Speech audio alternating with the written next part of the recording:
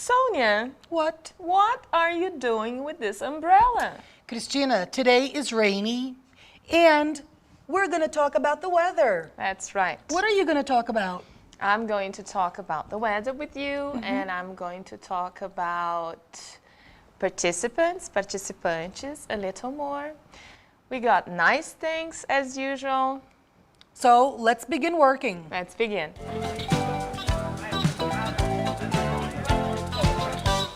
Hi, let's talk a little more about realizadores e participantes. Relembrando, os realizadores são todos aqueles what ou who, o que ou quem, que executam, que realizam uma ação. Qualquer ação, qualquer fazer, certo? Os participantes participam em como, em quando e em onde. Como, how, quando, when, onde, where.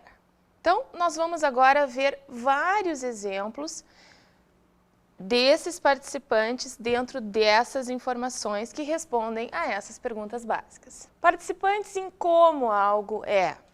Cotton shirt. Lembram que interessante aquilo que nós já vimos sobre inglês, que eu posso enfileirar vários what, vários o que, e eles terão o papel de como para o último. Então, se eu digo cotton shirt, shirt é aquilo de que eu falo e cotton é como aquilo é, certo? How is the shirt? Como é esta camisa? Que tipo de camisa? Como é a camisa? É uma camisa de algodão. Então, algodão, junto com o de, é o participante do como da camisa. Agora, o nosso outro tipo de how, né? O how relacionado com fazer o quê? Vamos ver. Go on foot. Ir a pé. On foot é como eu vou. Qual é o nosso participante aqui? Foot, ou pé, né? Que participa da informação how, que é participante de como, certo? Participante de how, foot. Go, how. Ir como. On foot, a pé. Ainda outro caso, participantes em quando, when. Go home after the class, ou go home after class. Ir para casa depois da aula. Ir para casa quando? Go home after what? Depois de quê? Ir para casa depois de o quê? Ou ir para casa quando? Igualzinho em inglês e em português. Mesma forma de organizar a informação. Class, ou aula, participa da informação. É participante de quando, é participante de when. Aula ou class. Mais um caso, search in the drawer. Procurar na gaveta. Acho que essa altura do campeonato vocês até já sabem quem é o nosso participante aqui, né? Tem o in the what? Drawer. Procurar em o que ou procurar onde? Search in what ou search where? Drawer, gaveta, é que participa da nossa informação, né? O participante de onde, aqui é gaveta, igualzinho em inglês, participante de where, drawer. Drawer, gaveta. O que nós observamos? Nós observamos que existe um what e antes do what uma palavrinha que na gramática tradicional se chama de preposição. Nós aqui optamos por chamar as preposições de localizadores porque nós entendemos que o nome localizador nos faz pensar em posições no tempo, no espaço, na maneira como nós fazemos as coisas. Nós temos uma palavrinha e um what, ou o que juntos nos dão as informações de onde, quando, como. O que eu vou ver com vocês agora são vários exemplos de localizadores muito frequentes, portanto eu quero que vocês os aprendam, eu quero que vocês saibam o que eles querem dizer. Um por um, nós selecionamos os mais usados, quer dizer, não os mais usados, porque usados são todos, mas assim, os mais básicos, os localizadores mais essenciais, e esses vocês têm que saber, e vocês têm que saber também que eles, combinados com what, geram essas informações de como, de quando e de onde. After, significando algo que gera uma informação de tempo. Quer dizer, depois de, exemplo, after class, depois da aula. At é em mais, normalmente, horas, né? Que exemplo nós temos? At that moment, naquele momento, em aquele momento. At 10 o'clock, às 10 horas. Vejam, em português a gente junta os localizadores com essas outras palavras como aquele e as. Em inglês isso não acontece. Before, significando novamente uma informação de tempo, um quando. Antes de mais what. O que é what aqui? The tests, os testes. Before the tests, antes dos testes. Behind, atrás de. Behind a bus, atrás de um ônibus. Beside, ao lado de. Ao lado de o quê? The station, a estação. Ao lado da estação. Between, entre. Gente, isso não tem nenhuma relação com entrar em algum lugar, certo? Entrar é um fazer, between é um localizador. Em português eles têm a mesma forma, mas são tipos de informação completamente diferentes. Com essas nossas ferramentas aqui para tratar a informação, a gente consegue perceber claramente que um não tem nada a ver com o outro, embora a aparência da palavra seja a mesma. Between the school and the hospital, entre a escola e o hospital. Vejam, nós temos sempre o localizador e um o quê? Sempre o localizador e um o quê? Localizador e what. By, geralmente nos dá uma informação de como algo é feito. Então, por telefone ou de ônibus, vejam, mais de uma forma de traduzir by. Isso é outra coisa que vocês têm que começar a observar. Existe a palavra em inglês em uso quando ela é passada para o português. Ela pode vir com alguma tradução diferente da que a gente espera. By é sempre por. Não, às vezes é de. By telephone, por exemplo, então, é por telefone, né? Me comunico by telephone. By bus, vou de ônibus. During, informação de tempo. During the meeting. During what? Durante a reunião, durante o quê? For, para. For my work, para o meu trabalho. A present for you, um presente para você. From, que é de, mas é um de origem, né? I am from Brazil. O outro from, combinado com to, me dá uma duração de alguma coisa. From 10 to 12, das 10 às 12. In é dentro de, porque dentro de, na verdade é em, mas dá uma ideia de interior, né? É que em inglês é três coisas. In, on e at. At já vimos, in estamos vendo agora, on veremos a seguir. In São Caetano, em São Caetano, então serve para cidades, para países. Near, perto de. Sempre, cada localizador, vocês estão vendo, seguido de what? Perto do fogo. Near the fire. On é o nosso terceiro em. Ele sugere um em de colocar na superfície, portanto ele pode ser sobre. Em inglês americano a gente diz on mais a rua, on Andradas Street. On the table, vejam aqui a superfície. On the table, na mesa, sobre a mesa, em a mesa. E on é usado com os dias do mês e da semana. On April 11th, em 11 de abril. On Monday, na segunda-feira. Agora com noção de direção. To, para, em direção a. To Argentina, para a Argentina. Until, tempo, até. Até de tempo, ok? Existe um até para lugares que nós vamos ver em seguida. Until 6, até às 6. Aqui está o nosso até de lugar. Up to the bridge, até a ponte. Então, mais um caso interessante.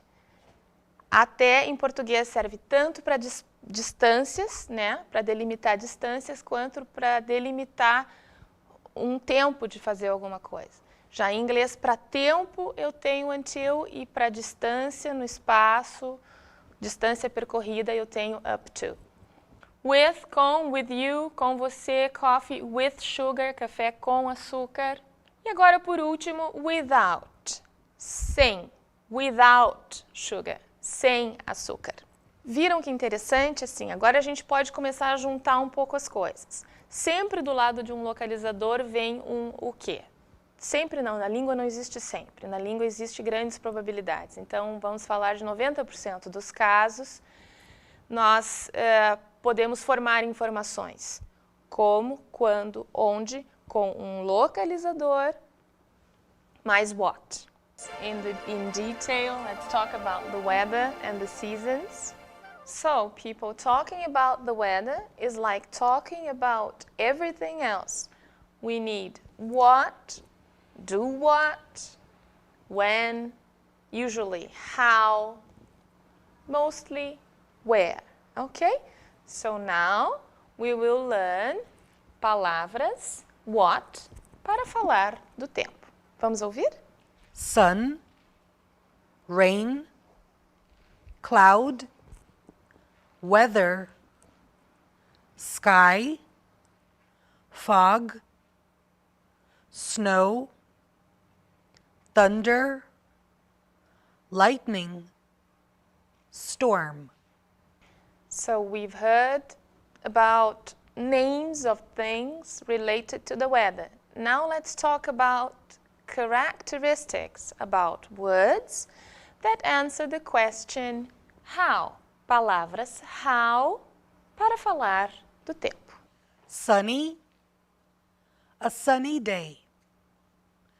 Rainy, a rainy afternoon. Cloudy, a cloudy day. Foggy, a foggy road. Stormy, stormy weather. Let's talk about the weather. This is our topic for today. How do we ask how the weather is? Is it rainy? Is it sunny? We have two possibilities. Let's take a look.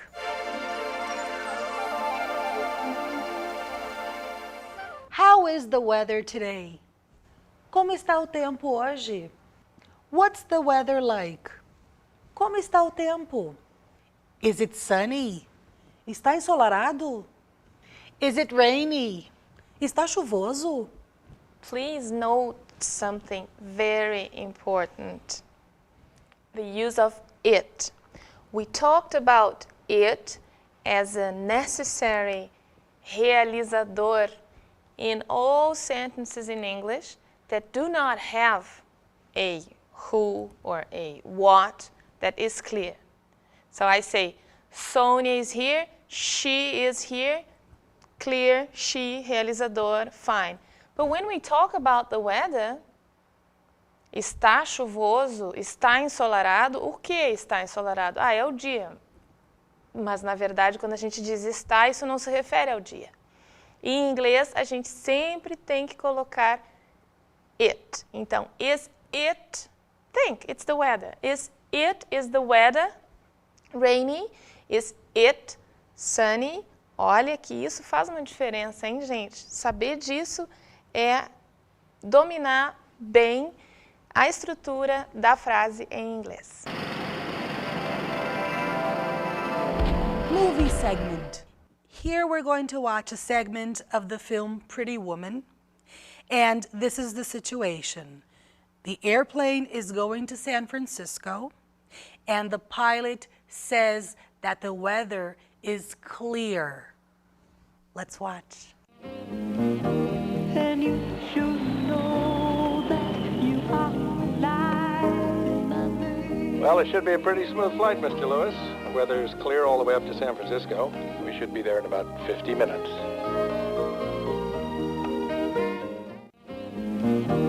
And you should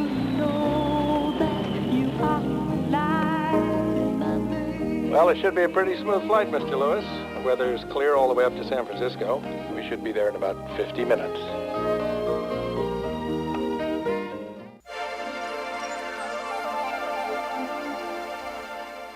The seasons. 4 seasons. Spring, summer, autumn, the fall, winter. I want to call your attention to a detail here. We have the fall and we have autumn. They both mean the same thing. They both refer to the same season. Okay? The fall is more North American and the autumn is used more in Britain. Why fall? This is very curious because during this season, the leaves fall from the trees. It's very beautiful. The fall. How was the weather? Let's move on with our weather and our summer and our spring. We're going to listen to a dialogue now where they're talking exactly about this. Let's listen and identify our words. Let's go. How was the weather at the beach? It was fine. It was sunny and hot. How was the weather in the mountains? It wasn't so good. It was cloudy and cold. How was the weather yesterday? Como estava o tempo ontem? It was a beautiful day. Estava dia bonito, estava dia lindo. It was cold. Oh, estava frio. It was sunny. Estava ensolarado. Nós vimos a palavra was. What's this? Was is the past of am and is. Were is the past of are. They were tired. Eles estavam cansados. She was late for the party. Ela estava atrasada para a festa. You were my classmates. Vocês eram meus colegas. He was my boss. Ele era o meu chefe. It's time for us to train our ears. Let's go on to one more dialogue. There were clouds in the sky a minute ago. There were clouds in the sky a minute ago. I guess it will rain soon. No, the sky is blue. Of course it isn't. Well, check it yourself. It's true, but there were clouds in the sky a minute ago. Nós vimos there mais be, que ficou com formas como there is e there are. Nós vimos isso significando o mesmo que o nosso tem em português. There is a teacher in front of you. Tem uma professora na frente de vocês. E vocês acabaram de ouvir o there combinado com outras formas do be. Tudo isso é be. Am, is, are é be no presente e was e were são be no passado. O que é be mesmo? Ser e estar combinados com os diferentes who, I, eu, you, você, etc. Vamos ver agora em forma esquemática isso que acabamos de conversar. There mais was mais uma coisa significa tinha. There was a pen in my pocket. Tinha uma caneta no meu bolso. There was a message for you. Tinha um recado para você. Quando nós estamos falando de mais coisas, ou seja, não de uma coisa, mas coisas, there mais were mais coisas. Então, exemplos. There were many books on the desk. Tinha muitos livros na mesa. Vejam que interessante, em português não muda. Tinha uma caneta no bolso, tinha muitos livros. Outra coisa que a gente tem que prestar atenção, porque em inglês é diferente, certo? There were oranges in the fridge. Tinha laranjas na geladeira. Oranges, por isso, were. One orange seria was. There was. Mas aqui é plural, there were.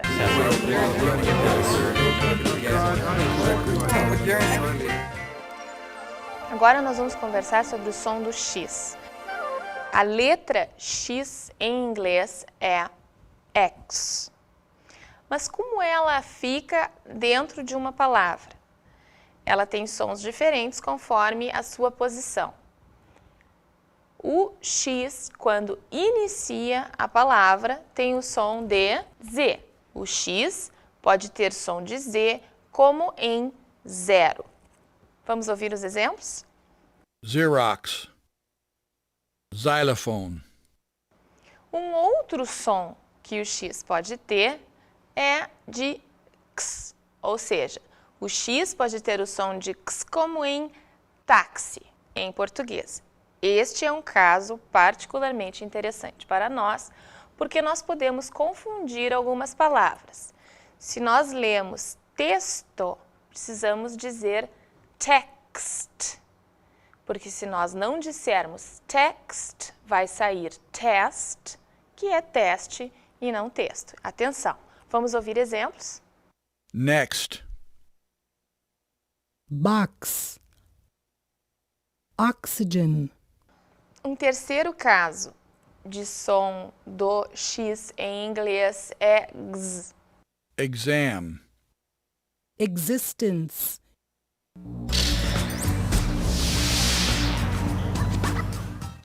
E quais são as nossas palavras que parecem, mas não são, de hoje?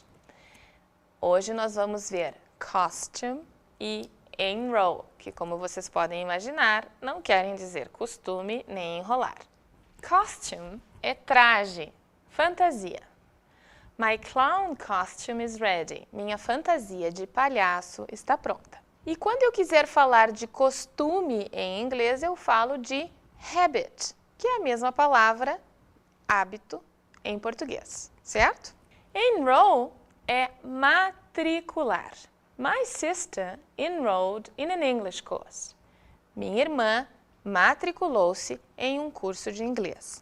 Enrolar, embrulhar, que é o que enroll parece significar, mas não significa, em inglês é wrap. Let's go now to our study tip.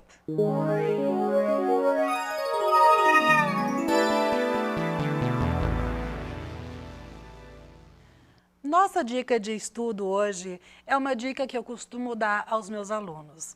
Durante muitos anos que eu venho lecionando inglês, eu sempre digo para eles, pessoal, estudar inglês é a mesma coisa que ir ao dentista. Só um pouquinho, eu não tô doida, já vou explicar. Vamos ao dentista e o dentista faz limpeza, faz tudo o que precisa fazer. O dente fica lindo. Quando a gente vai para casa, a gente tem que fazer a nossa parte, não é mesmo?